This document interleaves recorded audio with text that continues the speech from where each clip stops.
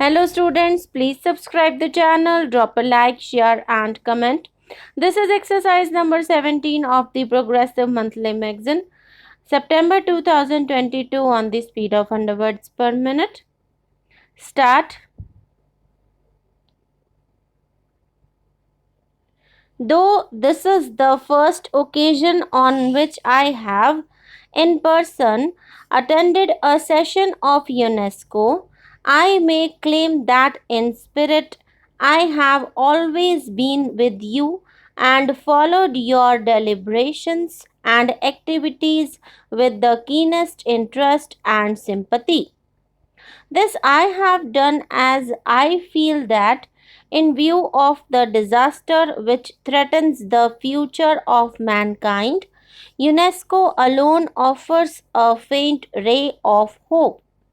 Mankind has, in the course of the last century, made phenomenal advances in knowledge and material prosperity, but this progress has not been reflected in man's moral and political achievement. Increased knowledge has therefore led not only to a greater provision for comforts and victory over want and disease, but also, alas, to an increase in man's power for destruction and death. The power is so great today that, unless all men have a sense of community, it may well lead to common ruin for all.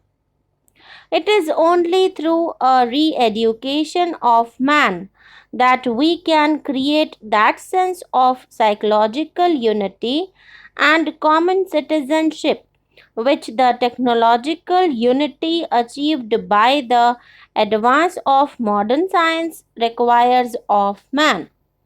This is the reason why in 1949, when the Indian National Commission for Cooperation with UNESCO was founded, I placed such great emphasis on the importance of UNESCO's work.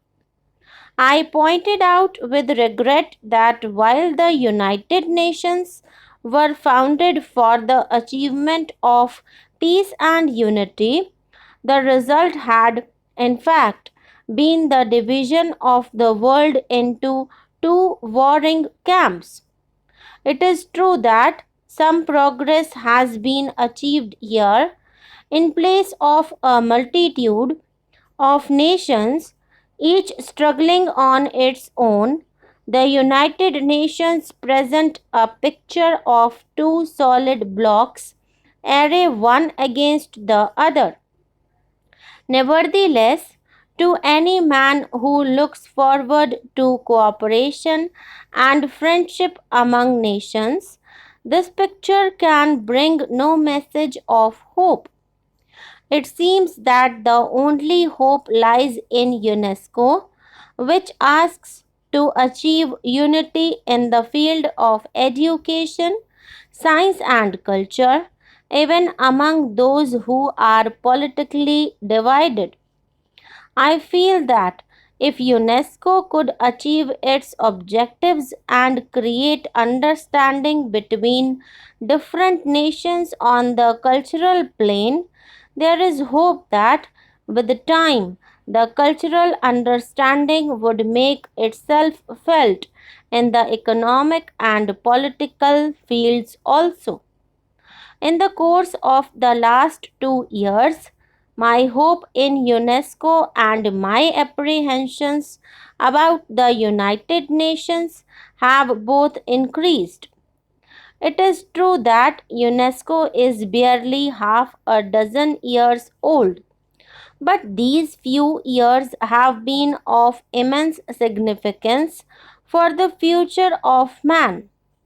This period has revealed fissures in our political and intellectual attitudes, which, unless they are checked on time, may well involve the whole of humanity in one common run.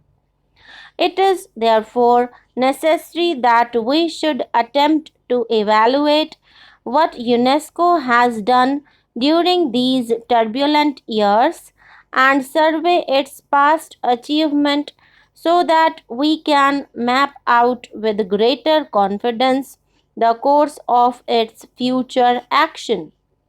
The aim of UNESCO is to bring nations together through education, science, and culture.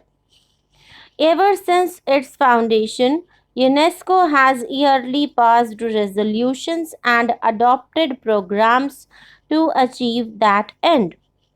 One of the greatest achievements of UNESCO has been to help frame a new and universal declaration of human rights which has since been adopted by the United Nations.